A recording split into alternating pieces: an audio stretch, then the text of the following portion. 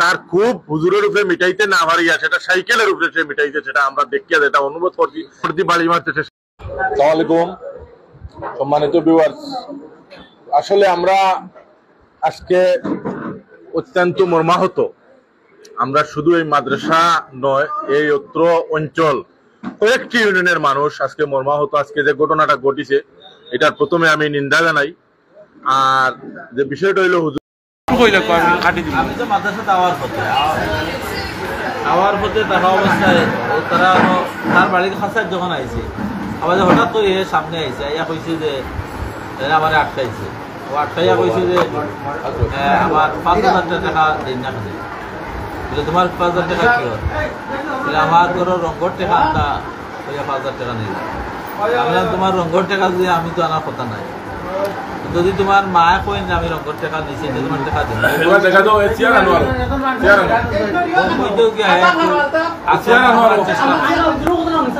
আমি সাইকেল পড়ে গেছি আর এ তখন গীতা করছে, যখন করছে আমার এখন সাথে সাথে গীতা করছে আপনার রড আনছে, রড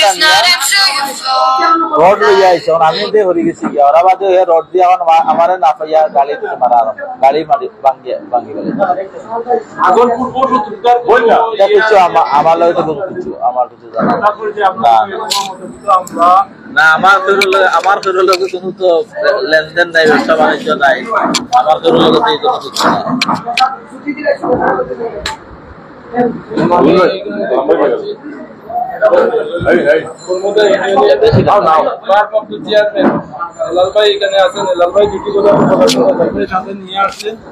মাদ্রাসার অফিস কক্ষ এখানে বসে আছেন। আসসালামু আলাইকুম সম্মানিত ভিউয়ার্স, আসলে আমরা আজকে অত্যন্ত মর্মাহত।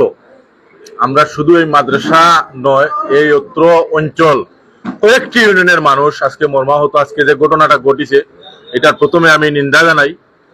আর যে বিষয়টা হইলো হুজুরে বক্তব্য হয়েছেন যে তার সাথে কি ঘটনা ঘটিছে, আমি যতটুকু জানি হুজুরের সাথে কোনো মানুষের কোনো বিরোধ আমার মনে হয় না আছে বলিয়া।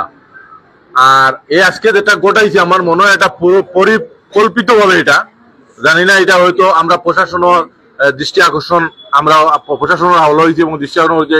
এটার কারণ কিতা লাগে এটা ঘটাইছে, অবশ্য প্রশাসন এটা খতিয়া দেখবো, আমরা এটা অনুরোধ করি।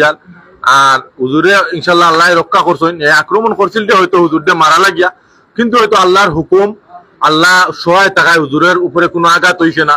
হুজুর দিয়ে আঘাত করতে না পারার কারণে আপনারা হয়তো সাইকেল দেখছেন, নিনা অনেকে দেখছেন, সাইকেলের যে অস্তিত্ব এটা হয়তো তার খুব হুজুরের উপরে মিটাইতে না পারিয়া সেটা সাইকেলের উপরে সে মিটাইতে, সেটা আমরা দেখিয়া যেটা অনুভব করছি প্রতি বাড়ি মারতেছে।